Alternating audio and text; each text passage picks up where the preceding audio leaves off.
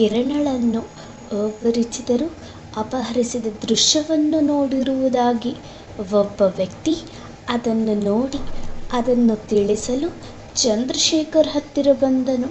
ವಿಷಯ ತಿಳಿದ ಚಂದ್ರಶೇಖರ್ ಹರ್ಷವರ್ಧನನನ್ನು ಭೇಟಿಯಾಗಲು ಅವನ ಮನೆಗೆ ತೆರಳಿದನು. ಸರ್ ಸರ್ ಎಲ್ಲಿದ್ದೀರಾ? ಗಾಬರಿಯಿಂದ ಹರ್ಷವರ್ಧನನ ಮನೆಗೆ ಹೋದನು ಚಂದ್ರಶೇಖರ್. ಬನ್ನಿ ಚಂದ್ರಶೇಖರ್, ನೀವು ಹೇಳಿದ ನಿಜಾನಾ? ಗಾಬರಿಯಿಂದ ಬಂದ ಚಂದ್ರಶೇಖರ್ನನ್ನು ಕೇಳಿದನು ಹರ್ಷವರ್ಧನ್. ಹೌದು ಹರ್ಷವರ್ಧನ್ ಸರ್, ಅವನ ಹೆಸರು ಭೀಮಾ ಅಂತ. ನಮ್ಮ ಪಕ್ಕದ ಎಸ್ಟೇಟ್ನಲ್ಲಿ ಕೆಲಸ ಮಾಡ್ಕೊಂಡಿದ್ದಾನಂತೆ. ಸೀತಾ ಮತ್ತು ಕಿರಣನ್ನ ಕಿಡ್ನ್ಯಾಪ್ ಮಾಡೋದನ್ನು ಅವನು ತನ್ನ ಕಣ್ಣಾರೆ ನೋಡಿದ್ದಾನೆ. ನಾನು ಮನೆಗೆ ಹೋಗೋಕ್ಕೂ ಮೊದಲೇ ಎಲ್ಲ ವಿಷಯನ ಕೌಸಲ್ಯಾಗೆ ಹೇಳಿದ್ದಾನೆ. ಇಲ್ಲ ಅಂದಿದ್ರೆ ಬೇರೆ ಏನಾದರೂ ಪ್ಲ್ಯಾನ್ ಮಾಡ್ಬೋದಿತ್ತು ಎಂದು ಗಲಿಬಿಲಿಗೊಂಡು ಹೇಳಿದನು ಚಂದ್ರಶೇಖರ್. ಅವನು ಒಂದು ಒಳ್ಳೆ ಕೆಲಸನೇ ಮಾಡ್ದ. ನಮ್ಮ ಪ್ಲ್ಯಾನ್ ಇನ್ನೂ ಈಸಿ ಆಗುತ್ತೆ ಎಂದನು ಹರ್ಷವರ್ಧನ್. ಅದೇನು ಅಂತ ಅರ್ಥ ಆಗೋ ಥರ ಹೇಳ್ತೀರಾ ಸರ್? ಕೇಳಿದನು ಚಂದ್ರಶೇಖರ್. ಹೇಗೋ ಕಿರಣ್ ಮತ್ತು ಸೀತಾನ ಕಿಡ್ನ್ಯಾಪ್ ಮಾಡಿರೋದನ್ನ ಅವನು ನೋಡಿದಾನೆ. ಬೇರೆ ಯಾರೋ ಕಿಡ್ನ್ಯಾಪ್ ಮಾಡಿದ್ದಾರೆ ಅಂತ ಎಲ್ಲರೂ ಯೋಚನೆ ಮಾಡ್ತಾರೆ. ನೀವು ಆರಾಮಾಗಿರಬಹುದು. ಇನ್ನೊಂದು ಸ್ವಲ್ಪ ದಿನ ಆದಮೇಲೆ ಕಿರಣ್ ಮತ್ತು ಸೀತಾ ಕೊಲೆಯಾಗಿದೆ. ಅವರಿಬ್ಬರು ಬಾಡಿ ಊರಾಚೆ ಇರೋ ಕೆರೆ ಹತ್ರ ಸಿಕ್ತು. ಮುಖ ಗುರುತು ಸಿಗದಿರೋ ಹಾಗೆ ಕೊಲೆ ಮಾಡಿದ್ದಾರೆ. ಕೊಲೆ ಮಾಡಿದ್ದು ಯಾರು? ಅದಕ್ಕೆ ಕಾರಣ ಏನು? ಪೊಲೀಸ್ ತನಿಖೆ ನಡೀತಾ ಇದೆ. ಹೀಗೆ ಒಂದೊಂದು ಕತೆ ಹೇಳ್ತಾ ಬರೋದು. ನಾನು ಮೊದಲು ಕೇಸ್ ಬಗ್ಗೆ ತುಂಬ ಇಂಟ್ರೆಸ್ಟ್ ಇರೋ ಥರ ನಟನೆ ಮಾಡ್ತೀನಿ. ಆಮೇಲೆ ಜನ ಈ ಘಟನೆ ಮರೆಯೋಕೆ ಶುರು ಮಾಡ್ತಾರೆ.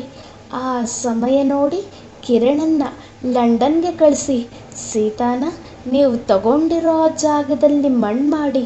ನಿಮ್ಮ ಪರ್ಮಿಷನ್ ಇಲ್ಲದೆ ನಿಮ್ಮ ಜಾಗಕ್ಕೆ ಯಾರೂ ಬರಲ್ಲ. ಒಂದು ವೇಳೆ ನೀವು ಆ ಜಾಗ ಮಾರೋ ಪರಿಸ್ಥಿತಿ ಬಂದರೆ ಅದನ್ನು ನಾನೇ ತಗೋತೀನಿ.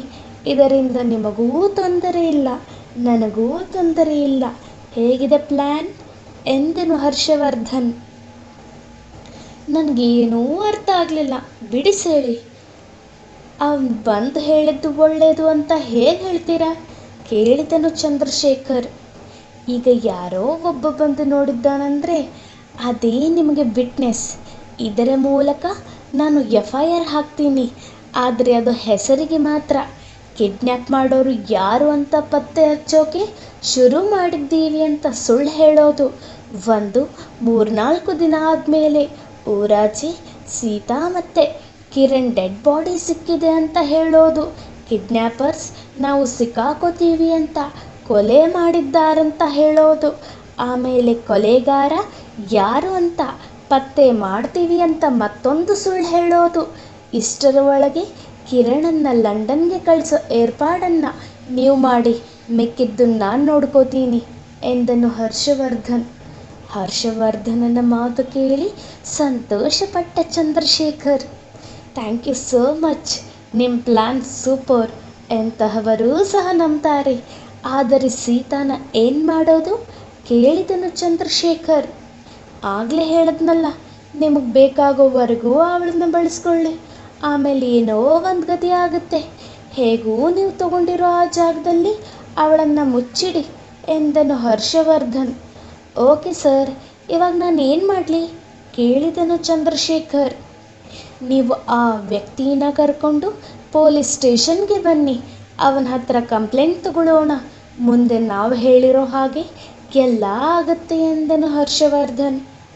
ಸರಿ, ನೀವು ಸ್ಟೇಷನ್ಗೆ ಹೋಗುವಷ್ಟರಲ್ಲಿ ನಾನು ಅವನ್ನ ಕರ್ಕೊಂಡು ಬರ್ತೀನಿ ಎಂದು ಮನೆ ಕಡೆಗೆ ಹೊರಟನು ಚಂದ್ರಶೇಖರ್. ಇದೇನು ಹಾಗೆ ಹೋಗ್ತಾ ಇದ್ದೀರಾ ಎಂದು ಚಂದ್ರಶೇಖರ್ನನ್ನು ಅರ್ಧಕ್ಕೆ ತಡೆದ ಹರ್ಷವರ್ಧನ್. ಕೆಲಸ ಏನೋ ಪರ್ಫೆಕ್ಟಾಗಿ ಆಗುತ್ತೆ, ಆದರೆ ನನಗೆ ಬರೋ ಅಮೌಂಟ್ ಎಂದು ಕೇಳಿದನು. ಇವತ್ತು ಸಂಜೆನೇ ನಿಮ್ಮ ಮನೆಗೆ ಬರುತ್ತೆ, ಅದರಲ್ಲಿ ಯಾವ ಅನುಮಾನನೂ ಬೇಡ. ನಾನಿನ್ನು ಬರ್ತೀನಿ ಎಂದು ಹೊರಟನು ಚಂದ್ರಶೇಖರ್. ತನ್ನ ಹೆಂಡತಿಯ ಬಳಿ ನಡೆದ ವಿಷಯವನ್ನು ತಿಳಿಸಿದ ಹರ್ಷವರ್ಧನ್ ಮೌನವಾದನು. ಸಾವಿತ್ರಿಗೆ ಬರ ಸಿಡಿಲು ಬಡಿದಂತಾಯಿತು. ಗರ್ಭಿಣಿಯಾಗಿದ್ದ ಸಾವಿತ್ರಿಗೆ ವಿಷಯ ತಿಳಿದು ತಲೆ ತಿರುಗಿತು. ಗಂಡನ ಮೇಲಿದ್ದ ನಂಬಿಕೆ ನುಚ್ಚು ನೂರಾಯಿತು.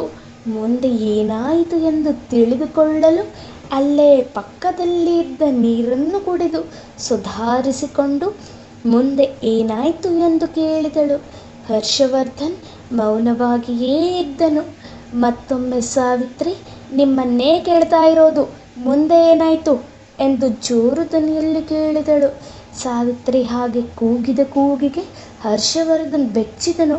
ಬಾಗಿಲು ಹೊರಗೆ ಹರ್ಷವರ್ಧನ್ಗೆ ಕುಡಿಯಲು ನೀರನ್ನು ತಂದಿದ್ದ ಗಂಗಾ ಹೆದರಿ ಲೋಟವನ್ನು ಕೆಳಗೆ ಬೀಳಿಸಿದಳು. ಲೋಟ ಬಿದ್ದ ಸದ್ದಿಗೆ ಹೊರ ನೋಡಿದ ಹರ್ಷವರ್ಧನ್ ಹಾಗೂ ಸಾವಿತ್ರಿಗೆ ಗಂಗಾ ನಿಂತಿರುವುದು ಕಂಡಿತು. ಮಂಚದ ಮೇಲಿಂದ ಎದ್ದ ಸಾವಿತ್ರಿ ಬಾಗಿಲು ಹಾಕಲು ಮುಂದೆ ಬಂದಳು. ಹರ್ಷವರ್ಧನ್ ಮಾತಿನಿಂದ ಗಾಬರಿಗೊಂಡಿದ್ದ ಸಾವಿತ್ರಿಗೆ ನಡುಕ ಶುರುವಾಗಿತ್ತು. ಹೆಜ್ಜೆ ಇಡಲೂ ಸಾಧ್ಯವಾಗುತ್ತಿರಲಿಲ್ಲ. ಹಾಗೆಯೇ ಕೆಳಗೆ ಬಿದ್ದಳು. ಅವಳ ಬಳಿಗೆ ಧಾವಿಸಿ ಬಂದರು ಹರ್ಷವರ್ಧನ್ ಹಾಗೂ ಗಂಗಾ. ಸಾವಿತ್ರಿ ಸ್ಥಿತಿ ಗಂಭೀರವಾಗಿತ್ತು. ಗಂಗಾ, ಬೇಗ ಆಂಬ್ಯುಲೆನ್ಸ್ಗೆ ಫೋನ್ ಮಾಡು ಎಂದು ಗಂಗಾಗೆ ಹೇಳಿದನು ಹರ್ಷವರ್ಧನ್. ಸಾವಿತ್ರಿ ಸ್ಥಿತಿ ಚಿಂತಾಜನಕವಾಗಿತ್ತು. ಗಂಗಾ ಆಂಬ್ಯುಲೆನ್ಸ್ಗೆ ಕರೆ ಮಾಡಿದಳು. ಸ್ವಲ್ಪ ಸಮಯದ ನಂತರ ಆಂಬ್ಯುಲೆನ್ಸ್ ಬಂದಿತು. ಸಾವಿತ್ರಿಯನ್ನು ಹತ್ತಿರದ ಆಸ್ಪತ್ರೆಗೆ ದಾಖಲು ಮಾಡಲಾಯಿತು. ಒತ್ತಡದಿಂದ ಹೀಗೆ ಆಗಿದೆ, ಅವರಿಗೆ ವಿಶ್ರಾಂತಿ ನೀಡಿದರೆ ಸರಿ ಹೋಗುತ್ತದೆ ಎಂದು ಡಾಕ್ಟರ್ ಹೇಳಿದರು.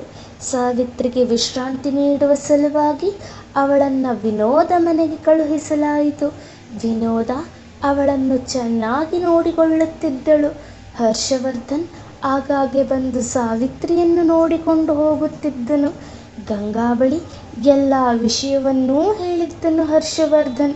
ವಿಷಯ ತಿಳಿಸಿದ ನಂತರ ಗಂಗಾಳನ್ನು ಬೇರೆ ಕಡೆಗೆ ಕಳುಹಿಸಿದನು ಹರ್ಷವರ್ಧನ್. ಸಾವಿತ್ರಿ ಸಹ ವಿನೋದ ಬಳಿ ಹರ್ಷವರ್ಧನ್ ಹೇಳಿದ ಎಲ್ಲ ವಿಷಯವನ್ನೂ ತಿಳಿಸಿದಳು.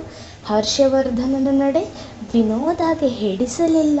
ಹಲವು ಬಾರಿ ಗಂಗಾ ಬಗ್ಗೆ ಕೇಳುತ್ತಿದ್ದ ಸಾವಿತ್ರಿಗೆ ಹರ್ಷವರ್ಧನ್ ಯಾವ ಉತ್ತರವನ್ನೂ ನೀಡಲಿಲ್ಲ. ಸೀತಾ ಹಾಗೂ ಕಿರಣ್ಗೆ ಮುಂದೆ ಏನಾಯಿತು ಎಂದು ಸಹ ಸಾವಿತ್ರಿಗೆ ಯಾವುದೇ ಮಾಹಿತಿ ನೀಡುತ್ತಿರಲಿಲ್ಲ. ಸ್ವಲ್ಪ ದಿನಗಳ ನಂತರ ವಿನೋದ ಮದುವೆಯಾದಳು. ಅದೇ ಊರಿನಲ್ಲಿ ಸಂಸಾರ ಮಾಡುತ್ತಿದ್ದಳು. ಇದಾದ ಕೆಲವು ದಿನಗಳ ನಂತರ ಸಾವಿತ್ರಿಗೆ ಗಂಡು ಮಗು ಜನಿಸಿತು. ಆದರೆ ಸಾವಿತ್ರಿಗೆ ಇದರಿಂದ ಯಾವುದೇ ಸಂತೋಷವಾಗಲಿಲ್ಲ. ತನ್ನ ಗಂಡನ ನೀಚ ಬುದ್ಧಿ ಅವಳಲ್ಲಿ ರೋಷ ಹೆಚ್ಚಾಗುವಂತೆ ಮಾಡಿತು. ಹರ್ಷವರ್ಧನ್ಗೆ ಬೆಂಗಳೂರಿಗೆ ವರ್ಗಾವಣೆಯಾಯಿತು. ಹರ್ಷವರ್ಧನ್ ಅಂದುಕೊಂಡಂತೆ ಸ್ವಲ್ಪ ದಿನಗಳ ನಂತರ ಸೀತಾ ಹಾಗೂ ಕಿರಣಳ ಕಿಡ್ನ್ಯಾಪ್ ಕೇಸ್ ಮಣ್ಣು ಮುಚ್ಚಿಕೊಂಡಿತು. ತನ್ನ ಮಗ ಹರ್ಷವರ್ಧನ್ ರೀತಿ ಆಗುವುದು ಬೇಡ ಎಂದು ಅವನನ್ನು ಚಿಕ್ಕಮಗಳೂರಿನಲ್ಲೇ ಬಿಟ್ಟು ಸಾವಿತ್ರಿ ಹಾಗೂ ಹರ್ಷವರ್ಧನ್ ಬೆಂಗಳೂರಿಗೆ ಪ್ರಯಾಣ ಬೆಳೆಸಿದರು. ಇದು ಅಗಸ್ತ್ಯ ನಡೆದ ಘಟನೆ. ನೀನು ಬಂಗಲೆ ರಹಸ್ಯನ ಬಯಲ್ ಮಾಡ್ತೀನಿ ಅಂತ ಹೇಳಿದ್ದಕ್ಕೆ ನಾನಿದೆಲ್ಲ ಹೇಳಿದೆ. ಇದರಿಂದ ನಿನಗೆ ಮುಂದೆ ಸಹಾಯ ಆಗಬಹುದು ಎಂದರು ವಿನೋದ. ಆಂಟಿ, ಆ ಮನೆ ಕೆಲಸ ಮಾಡ್ತಿದ್ದ ಗಂಗಾ ಬಗ್ಗೆ ನಿಮಗೆ ಬೇರೆ ಏನಾದರೂ ಇನ್ಫಾರ್ಮೇಷನ್ ಗೊತ್ತಾ? ಅದಾದಮೇಲೆ ಅವರು ಎಲ್ಲಿಗೆ ಹೋದರು? ಯಾರಾದರೂ ಅವ್ರನ್ನ ನೋಡಿದೆ ಅಂತ ಹೇಳಿದ್ದು ಏನಾದರೂ ಗೊತ್ತಾ? ಕೇಳಿದನು ಅಗಸ್ತ್ಯ. ಇಲ್ಲ ಅಗಸ್ತ್ಯ, ಆ ಘಟನೆ ಆದಮೇಲೆ ಅವಳ ಯಾರ ಕಣ್ಣಿಗೂ ಬಿದ್ದಿಲ್ಲ. ನಿಮ್ಮ ಅಪ್ಪನಿಗೆ ಅವಳು ಇರೋ ಜಾಗ ಗೊತ್ತಿರಬಹುದು ಎಂದರು ವಿನೋದ. ಆಂಟಿ, ತುಂಬ ಥ್ಯಾಂಕ್ಸ್ ಎಂದನು ಅಗಸ್ತ್ಯ. ಮುಂದೇನು ಮಾಡೋದು ಅಗಸ್ತ್ಯ? ಕೇಳಿದನು ಆನಂದ್.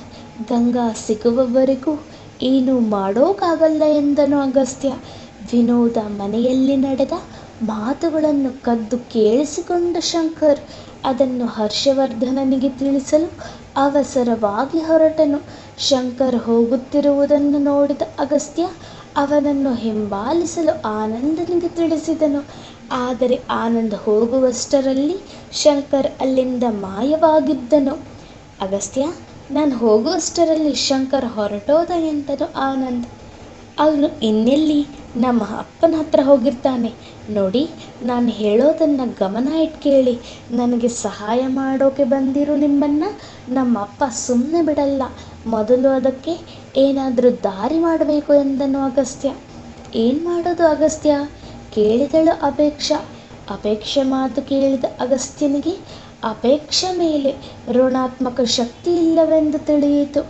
ಅದು ನಮ್ಮ ಅಪ್ಪನ ವೀಕ್ನೆಸ್ ಇಟ್ಕೊಂಡು ಅವರನ್ನು ಹೆದರಿಸಬೇಕು ಎಂದನು ಅಗಸ್ತ್ಯ. ನಿಮ್ಮ ಅಪ್ಪನ ವೀಕ್ನೆಸ್ ಏನು ಅಂತ ನಿನಗೆ ಗೊತ್ತಾ ಎಂದನು ಆನಂದ್. ಈ ವಿಷಯದಲ್ಲಿ ನಮ್ಮ ಅಪ್ಪನ ವೀಕ್ನೆಸ್ ಆ ಗಂಗಾ, ಆ ಹೆಸರನ್ನಿಟ್ಕೊಂಡು ಅವರನ್ನು ಹೆದರಿಸಬೇಕು ಎಂದನು ಅಗಸ್ತ್ಯ. ಅದು ಸಾಧ್ಯನಾ ಕೇಳಿದನು ಆನಂದ್. ಅಫ್ಕೋರ್ಸ್ ಎಂದನು ಆನಂದ್. ಬಟ್ ಎಷ್ಟು ದಿನ ಕೇಳಿದಳು ಅಪೇಕ್ಷಾ. ನನಗೆ ಪೋಸ್ಟಿಂಗ್ ಆಗೋವರೆಗೂ. ಪೋಸ್ಟಿಂಗ್ ಆದಮೇಲೆ ಈ ಕೇಸ್ನ ನಾನೇ ರೀಓಪನ್ ಮಾಡಿ ಇನ್ವೆಸ್ಟಿಗೇಷನ್ ನಡೆಸ್ತೀನಿ. ಆಮೇಲೆ ನಿಮಗೆಲ್ಲ ಪ್ರೊಡಕ್ಷನ್ ನೀಡ್ತೀನಿ. ಅಲ್ಲಿಯವರೆಗೂ ನಿಮ್ಮ ಜವಾಬ್ದಾರಿ ನನ್ನ ಮೇಲಿರುತ್ತೆ ಎಂದನು ಅಗಸ್ತ್ಯ. ನಮಗೋಸ್ಕರ ನೀನು ಎಷ್ಟು ರಿಸ್ಕ್ ತಗೋತಿದ್ಯಾ. Really you are great. ನಿನ್ನಂತಹ ಫ್ರೆಂಡ್ ಸಿಗೋಕೆ ನಾನು ಪುಣ್ಯ ಮಾಡಿದ್ದೆ ಎಂದನು ಆನಂದ್. ರಿಸ್ಕ್ ತಗೋತಿರೋದು ನೀವು.